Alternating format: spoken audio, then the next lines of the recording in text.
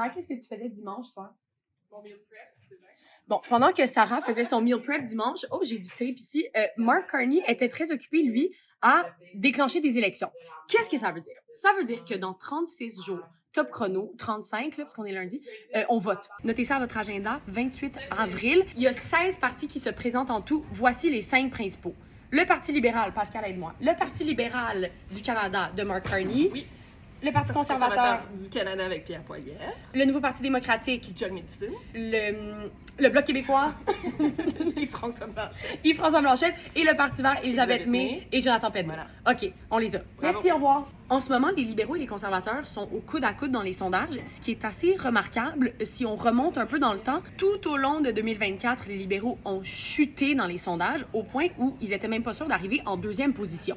Mais là, en janvier, revirement de situation, Justin Trudeau démissionne, Donald Trump commence à parler de faire du Canada le 51e État des États-Unis, Trump impose des tarifs douaniers, et là, les libéraux font une remontée spectaculaire. Bon, après, c'est des sondages, là, ça vaut ce que ça vaut. On a un beau 5 semaines de campagne devant nous, et 5 semaines en politique, c'est très long.